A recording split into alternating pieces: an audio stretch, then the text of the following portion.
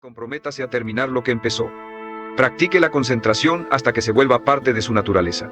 Porque cuando se enfoca en lo esencial y lo sostiene con constancia, el éxito deja de ser un reto inalcanzable y se convierte en una consecuencia natural. El éxito también se vuelve alcanzable y hasta predecible cuando incorpora a su vida un hábito que pocos practican con seriedad: la autocrítica constructiva diaria. La mayoría de los hombres vive repitiendo patrones, encerrados en la rutina, sin detenerse nunca a evaluar qué hacen bien y qué hacen mal. Se limitan a reaccionar a los días como llegan, sin cuestionarse por qué sus resultados son siempre los mismos. Así pasan años, incluso décadas, atrapados en la mediocridad, convencidos de que así es la vida, cuando en realidad lo único que falta es el valor de mirarse con honestidad. El hombre que busca el éxito, en cambio, entiende que cada jornada encierra lecciones valiosas, y que si se toma el tiempo de examinarlas, cada día se convierte en un maestro. La autocrítica constructiva es entonces un arma silenciosa pero poderosa, porque le permite ajustar el rumbo a diario en lugar de esperar a que los errores se acumulen y exploten en catástrofes más grandes. Evaluarse no significa golpearse con culpa ni flagelarse por lo que no salió bien. Significa observar con objetividad, con el deseo genuino de mejorar. Imagine que su vida es como una brújula. Si cada día revisa hacia dónde apunta y corrige un grado cuando sea necesario, llegará a destino con precisión. Pero si se descuida y no se evalúa, puede terminar miles de kilómetros lejos de donde quería estar. Así funciona el hábito de la autocrítica. Cada noche es una oportunidad para preguntarse: ¿qué hice hoy que me acercó a mis metas? ¿Qué hice que me alejó de ellas? ¿En qué gasté energía que no debí gastar? ¿Qué aprendí de mis errores? Al responder con sinceridad, no solo se vuelve consciente, también se hace responsable de su vida. Este hábito además lo protege de un enemigo silencioso: la complacencia. Cuando las cosas empiezan a salir bien, muchos se relajan, bajan la guardia y pierden el ritmo. Creen que ya es suficiente y se conforman con lo logrado. Ese es el principio del estancamiento. El hombre que practica la autocrítica diaria nunca cae en esa trampa, porque aunque reconoce sus logros, no se embriaga con ello. Lo celebra, sí, pero inmediatamente se pregunta: ¿cómo puedo hacerlo aún mejor? Esa mentalidad lo mantiene en constante crecimiento, sin importar cuán alto haya llegado. Y ahí está la diferencia. Los mediocres se conforman, los grandes siempre encuentran un nuevo nivel que alcanzar. La autocrítica constructiva también desarrolla un tipo de humildad que lo fortalece. Humildad no es debilidad, es tener la grandeza de aceptar que todavía puede mejorar, que todavía puede aprender, que todavía puede crecer. Cuando se evalúa todos los días, no se convierte en un hombre arrogante que cree saberlo todo, sino en un aprendiz eterno que cada jornada saca provecho de la experiencia. Y esa actitud lo convierte en alguien adaptable, flexible, preparado para los cambios. Porque el mundo cambia constantemente, y solo los que saben ajustarse rápidamente sobreviven y prosperan. Además, este hábito refuerza la disciplina emocional. Le enseña a no hundirse en el pesimismo cuando comete errores, porque entiende que cada error es solo retroalimentación. Puedes sostenerte o destruirte, pero también puedes cambiarla. Puedes elegir nuevas ideas que te acompañen con fuerza, no con miedo, con claridad, no con ansiedad. Y cuando tu sistema interno se basa en principios sanos, tu mente se relaja. Ya no necesita estar en alerta todo el tiempo, porque ahora confía en ti, en tu proceso, en tu capacidad de construir desde dentro hacia afuera. Y esa confianza, nacida de nuevas creencias, es lo que anula la preocupación desde la raíz. El séptimo paso para anular las preocupaciones es redefinir tu relación con el error. Porque muchas veces, la preocupación que te consume no tiene que ver con lo que está ocurriendo ahora, sino con el miedo a equivocarte, a no hacerlo bien, a fallar y ser juzgado. Y cuando vives con ese terror constante a cometer errores, tu mente entra en un estado de vigilancia permanente. Cada decisión se vuelve una fuente de ansiedad, cada paso se llena de dudas, y terminas paralizado no por los errores reales, sino por el fantasma de lo que podría salir mal. Durante años, confundí error con fracaso. Cada vez que algo no salía como quería, lo interpretaba como una señal de que no era suficiente, de que algo estaba mal en mí. Y entonces me exigía más, me preocupaba más, me preparaba más, pero no desde el amor propio ni desde la excelencia. Lo hacía desde el miedo. Y ese miedo me hacía dudar de mí incluso cuando tenía todo a favor. Porque cuando crees que no puedes fallar, no importa cuánto te prepares, siempre te vas a sentir inseguro, siempre vas a vivir en tensión. Y esa tensión es exactamente lo que alimenta la preocupación. El giro llegó cuando cambié una sola creencia. El error no es el final, es el camino. No es el enemigo, es el maestro. Empecé a ver cada error no como una mancha en mi historia, sino como un paso necesario en la construcción de mi carácter. Porque nadie se fortalece sin tropezar.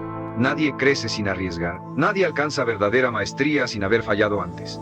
Y esa verdad, aunque incómoda, es profundamente liberador, porque te da permiso de intentar, de avanzar, de decidir, sin tener que ser perfecto todo el tiempo. comencé a preguntarme cada vez que sentía una preocupación por el qué pasaría si fallo, y qué pasaría si sí, qué pasaría si eso que tanto temo ocurre, ¿podría aprender? ¿Podría ajustar? ¿Podría seguir? Y la respuesta era siempre sí, siempre. Porque el error es parte de cualquier camino valiente. Solo no se equivoca el que no hace nada. Pero ese tampoco vive, y no vine a esta vida para evitar fallos. Vine a construir propósito. Y eso se hace paso a paso, con práctica, con conciencia y con errores incluidos. Hoy celebro mis errores, no porque los desee, sino porque los entiendo. Porque cada vez que fallo mi mente se fortalece, mi estrategia se afina, mi intuición se afila. Y eso es progreso real. Por eso ya no dejo que el miedo al error me robe paz. Ya no sobrepienso durante días antes de dar un paso. Decido, actúo. Y si me equivoco, corrijo. Porque prefiero corregir en el camino que vivir detenido en una burbuja de preocupación sin sentido. Si tú hoy estás preocupado por equivocar, Los elegidos pueden decodificar. Y cuando te atreves a mirar más allá de la ilusión, empiezas a ver los patrones. Ves cómo todo encajaba, cómo cada caída era necesaria, cómo cada traición activó algo más alto en ti. Empiezas a comprender que la vida no está en tu contra, está a tu favor. Pero necesitaba romperte para que despertaras. Necesitaba confundirte para que buscaras dentro. Necesitaba dejarte sin certezas para que volvieras a la verdad. Y esa verdad no se encuentra en libros, ni en templos, ni en figuras externas. Está en tu alma. Es la memoria viva de tu origen. Una conexión directa con la fuente que nunca se rompió, solo fue olvidada. Y ahora estás recordando. Este cuestionamiento profundo es señal de que estás listo para dejar de ser víctima del guión y comenzar a escribir el tuyo propio. No más obedecer por miedo, no más repetir lo aprendido, no más vivir dormido. Este es el punto de inflexión. Lo viejo se derrumba, lo nuevo aún no llega. Estás en el abismo, pero ese abismo es portal. Y justo cuando crees que no puedes más, una revelación aún más poderosa se acerca, porque hay algo que comienza a manifestarse en medio de este caos mental. Un llamado, silencioso, firme, irracional, pero innegable. Un llamado que no viene de este mundo y que en el próximo síntoma se hará imposible de ignorar. Prepárate, tu propósito verdadero está a punto de irrumpir con fuerza. 5 descargas de información intuitiva o espiritual. Y sin previo aviso, llega un pensamiento que no parece tuyo, una visión, una frase en tu mente que resuena como si viniera de otro plano, una idea que despierta algo en ti, algo que no puedes explicar, pero que sabes que es real.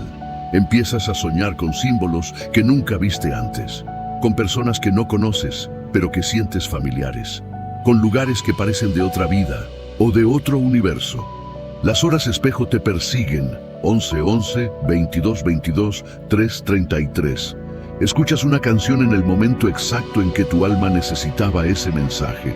Piensas en alguien y esa persona aparece o te escribe. No son coincidencias, son sincronicidades sagradas.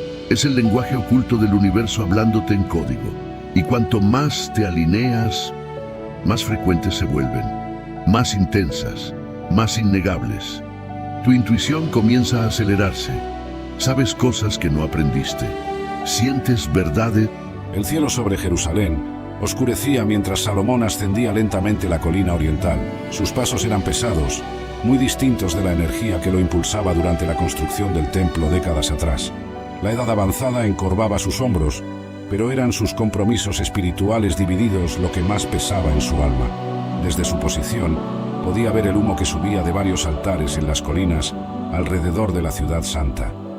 Altares que él mismo había permitido construir para agradar a sus esposas extranjeras.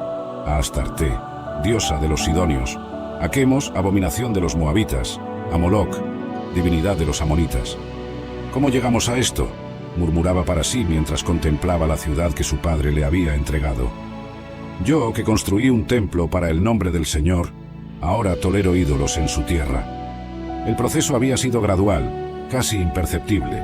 Primero, pequeñas concesiones a las tradiciones religiosas de sus esposas extranjeras, simples gestos diplomáticos, argumentaban sus consejeros. Luego, santuarios privados en los aposentos de las princesas, finalmente, altares públicos en las colinas alrededor de Jerusalén. Su mente, otrora la más brillante de todas, ahora se hallaba dividida entre lealtades opuestas. El hombre que había escrito «El temor del Señor es el principio de la sabiduría», experimentaba la fragmentación de su propia devoción. Natán, hijo del profeta que había servido a su padre David, se acercó en silencio. «Mi señor, traigo un mensaje del Dios de Israel». Salomón se volvió lentamente. Algo en su mirada revelaba que ya conocía el contenido del mensaje. «Así dice el Señor», comenzó Natán con voz firme, a pesar de la gravedad de sus palabras. «Por cuanto has hecho esto, y no has guardado mi alianza, ni mis estatutos que te mandé, ciertamente arrancaré de ti este reino, y lo entregaré a tu siervo. Sin embargo, no lo haré en tus días por amor a David, tu padre, lo arrancaré de la mano de tu hijo». Un silencio denso siguió a las palabras del profeta. Salomón miró hacia el horizonte, donde el templo que él había construido reflejaba los últimos rayos del sol poniente. Su vida había sido una paradoja, el más sabio de los hombres cometiendo la mayor de las insensateces, el constructor del templo de Dios permitiendo la proliferación de altares paganos. La sabiduría sin obediencia es como un edificio sin cimiento, dijo por fin. He escrito miles de proverbios para otros, pero fracasé en vivir de acuerdo con mis propias enseñanzas. Mientras bajaba la colina en dirección al palacio, el rey reflexionaba sobre el legado contradictorio que dejaría tras de sí. Un reino próspero, pero internamente dividido. Un pueblo agobiado por impuestos para sostener su lujo.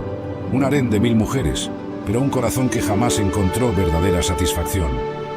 El hombre que lo tuvo todo, concluía sus días comprendiendo lo que había escrito años antes.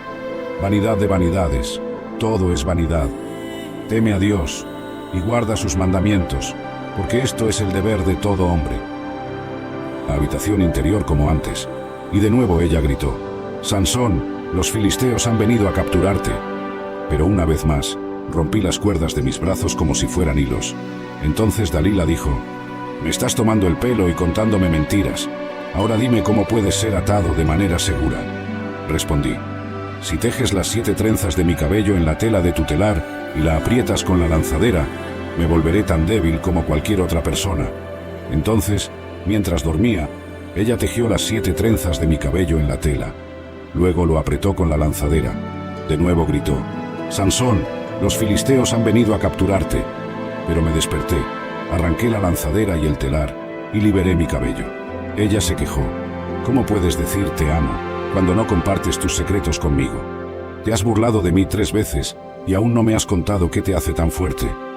Ella me atormentó con su llanto día tras día, hasta que me enfermó escucharla. Finalmente, compartí mi secreto con ella. Nunca me han cortado el cabello, ya que he sido dedicado a Dios como un nazareo desde mi nacimiento. Si mi cabeza fuera afeitada, perdería mi fuerza y me volvería tan débil como cualquier otra persona. Ella se dio cuenta de que finalmente le había contado la verdad. Entonces llamó a los gobernantes filisteos. «Vuelvan una vez más, porque finalmente me ha contado su secreto». Los gobernantes filisteos regresaron con el dinero en sus manos.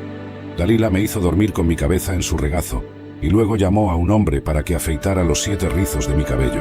De esta manera, ella comenzó a derribarme, y mi fuerza me abandonó. Entonces ella gritó: «Sansón, los filisteos han venido a capturarte». Cuando desperté pensé: «Haré como antes y me liberaré». Pero no me di cuenta de que el Señor me había abandonado. No sabía que las cosas eran diferentes. Viví en compromiso por tanto tiempo que pensé que nunca haría diferencia. En ese momento, mi fuerza desapareció, dejándome a merced de aquellos que buscaban mi ruina. Encadenado con cadenas, un hombre alguna vez poderoso, reducido a un mero mortal. Solo pude mirar mientras mis captores celebraban su triunfo. Los filisteos me capturaron y me sacaron los ojos. Nunca más vería la luz del día por el resto de mi vida. Esto fue, de hecho, un castigo cruel de los filisteos. Es irónico que primero fui cegado en mi cautiverio. Fui atraído a relaciones no saludables por mis ojos.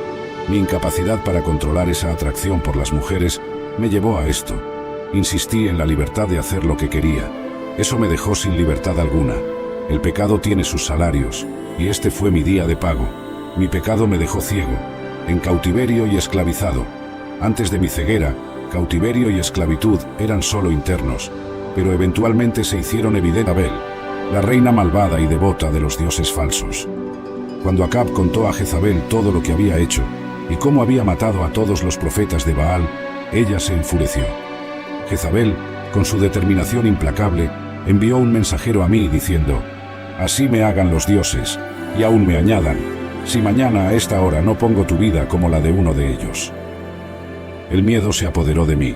A pesar de haber visto la grandeza de Dios, la amenaza de Jezabel me estremeció profundamente.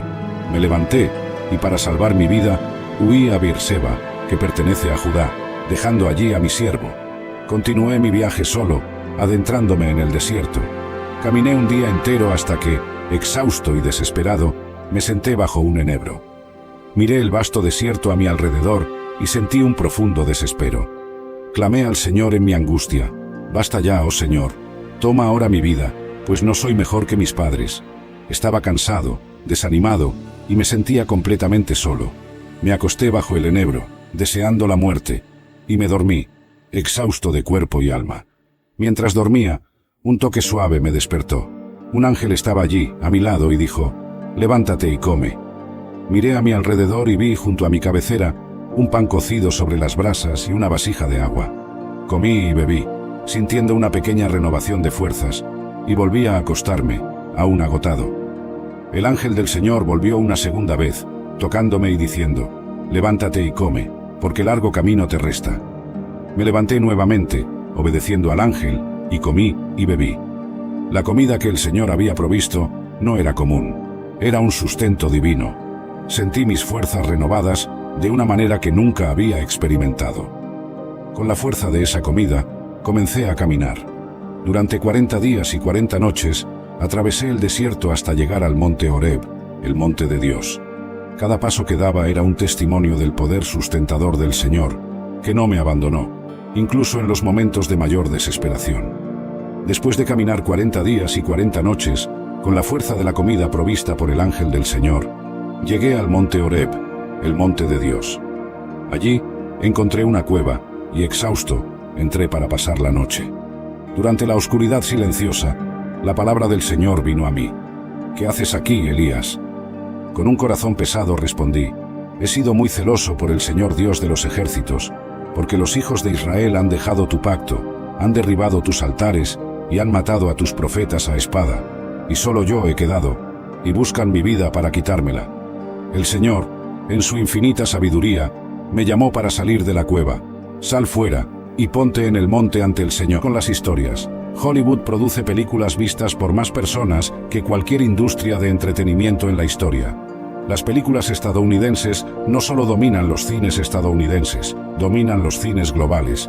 En 2023, las películas estadounidenses capturaron más del 65% de la taquilla global, sin incluir el streaming casero, donde el contenido estadounidense es aún más dominante. Pero las películas son solo el comienzo. El dominio cultural real va mucho más profundo, hasta las mismas palabras que la gente habla. El inglés se ha convertido en la lengua franca global, y es específicamente inglés estadounidense. Los ejecutivos comerciales chinos aprenden modismos estadounidenses. Los adolescentes europeos usan jerga estadounidense. Los pilotos en todo el mundo se comunican en inglés con acento estadounidense. Porque todas las naciones han bebido del vino del furor de su fornicación, y los reyes de la tierra han fornicado con ella. Apocalipsis 18, versículo 3. Reyes de la tierra fornicando. ¿Qué significa esto? En términos bíblicos, la fornicación espiritual significa abandonar los caminos de Dios por algo más, lo que nos lleva a nuestro punto más sobrio. El dominio militar de Estados Unidos es asombroso, su influencia económica es sin precedentes. Pero hay un aspecto de América que coincide perfectamente con las descripciones bíblicas de Babilonia y tiene que ver con algo mucho más peligroso que las armas o el dinero. Tiene que ver con la exportación de valores morales, o más precisamente, la exportación de inmoralidad.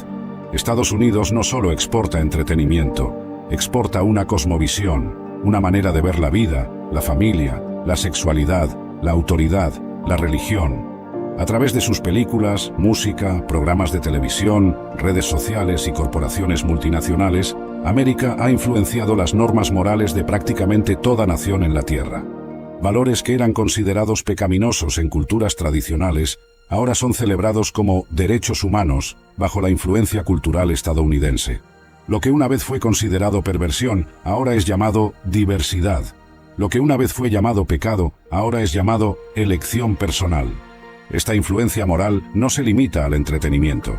Se extiende a través de universidades estadounidenses, organizaciones no gubernamentales estadounidenses, corporaciones estadounidenses y política exterior estadounidense. Países enteros han cambiado sus leyes, sus constituciones y sus valores fundamentales para alinearse con las tendencias culturales estadounidenses. La influencia cultural de Estados Unidos ha penetrado tan profundamente en la conciencia global que es prácticamente imposible escapar de ella. Esto es exactamente lo que la Biblia predice sobre Babilonia la Grande, con la cual han fornicado los reyes de la tierra, y los moradores de la tierra se han embriagado. Los otros lo usan como señal para avanzar. También es vital reconocer que muchos de los miedos que lo limitan no tienen base real. Son construcciones mentales, exageraciones de la mente que se alimentan de qué pasaría si. Se preocupa por escenarios que nunca suceden. Sufre por críticas que nadie hará. Se paraliza por fracasos que solo existen en su imaginación. Aquí es donde entra el control mental. Detener ese diálogo interno y preguntarse con frialdad, ¿qué es lo peor que puede pasar realmente? En la mayoría de los casos, descubrirá que lo peor no es tan grave, y que lo que perdería por no intentarlo es mucho mayor que lo que arriesga por dar el paso. El miedo también se combate con preparación. Una mente entrenada, que estudia, que practica, que se fortalece con disciplina, tiene menos espacio para el miedo, porque sabe que está lista. La inseguridad nace en la improvisación, pero la confianza nace en la preparación. Cuando se prepara más de lo que otros esperan, su mente se acostumbra a confiar en sí misma. Y esa confianza se convierte en un hábito mental tan fuerte que incluso en los momentos de duda puede sostenerlo. Al final, controlar su mente frente al miedo es la prueba definitiva de carácter. Porque los resultados más grandes de su vida siempre estarán detrás de ese muro invisible. Y cuando se obliga a atravesarlo una y otra vez, descubre que el miedo nunca fue tan grande como lo pintaba su mente. Descubre que del otro lado siempre hay más fuerza, más confianza, más oportunidades. Y cuando hace de este hábito una práctica constante, su vida ya no está limitada por lo que teme, sino impulsada por lo que decide conquistar. Esa es la diferencia entre vivir atrapado y vivir con grandeza. El control de la mente en los momentos en los que el miedo intenta dominarlo. Controlar su mente también significa aprender a dominar la disciplina del pensamiento a largo plazo.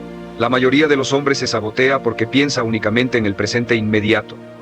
Lo que le apetece hoy, lo que se siente cómodo ahora, lo que le da satisfacción rápida en este instante. Este hábito de corto plazo destruye sueños grandes, porque las metas significativas requieren años de construcción, paciencia y constancia. Una mente que solo busca gratificación inmediata es como un barco sin rumbo que cambia de dirección con cada ola.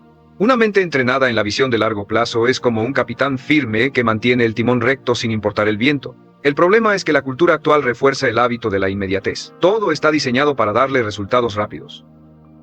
Entretenimiento instantáneo, comida rápida, crédito inmediato, validación en segundos con un clic, y el cerebro, acostumbrado a esa dopamina inmediata, se vuelve adicto a lo fácil. Pero la vida no recompensa lo inmediato, recompensa lo constante. Controlar su mente significa entrenarla para resistir la tentación de lo fácil hoy a cambio de lo valioso mañana. Significa recordar que cada sacrificio actual no es pérdida, es inversión. Un hábito poderoso es visualizar con claridad lo que quiere en 5 o 10 años y conectar cada acción presente con esa visión. Pregúntese cada día: ¿lo que hago ahora me acerca al hombre que quiero ser en 10 años, o me aleja de él? Esa pregunta, repetida con sinceridad, reordena sus prioridades. De pronto, gastar en algo innecesario ya no se siente atractivo. Por comportamientos que antes ignorábamos o justificábamos. Pecados pequeños que antes parecían insignificantes pueden comenzar a pesar en nuestra conciencia. También podemos notar una mayor conciencia de nuestras motivaciones internas. Jesús enfatizó la importancia de esto en el Sermón del Monte, donde mostró que el pecado no es solo una cuestión de acciones externas, sino también de actitudes del corazón. Mateo 5:7. Es importante entender que esta sensibilidad aumentada al pecado no es algo negativo. Es en realidad una señal de crecimiento espiritual. Como Pedro escribe en 2 de Pedro 3:18. Antes bien, creced en la gracia y el conocimiento de nuestro Señor y Salvador Jesucristo. Pablo nos recuerda en Romanos 8:1. Ahora pues, ninguna condenación hay para los que están en Cristo Jesús, los que no andan conforme a la carne, sino conforme al Espíritu. Cuando notamos esta sensibilidad aumentada al pecado, nuestra respuesta debe ser de arrepentimiento y búsqueda de la gracia de Dios. Podemos practicar la confesión regular, tanto a Dios como a otros creyentes de confianza. Santiago nos alienta en este sentido en Santiago 5, 16. Confesaos vuestras ofensas unos a otros, y orad unos por otros, para que seáis sanados. La oración eficaz del justo puede mucho. Podemos buscar activamente maneras de hacer morir el pecado en nuestra vida, como Pablo nos exhorta en Colosenses 3, 5. Haced morir pues lo terrenal en vosotros: fornicación, impureza, pasiones desordenadas, malos deseos y avaricia, que es idolatría. Pablo nos da esperanza en Romanos 8, 37. Antes, en todas estas cosas somos más que vencedores por medio de aquel que nos amó. Mayor disposición para perdonar. Jesús enfatizó la importancia del perdón en muchos de sus enseñanzas.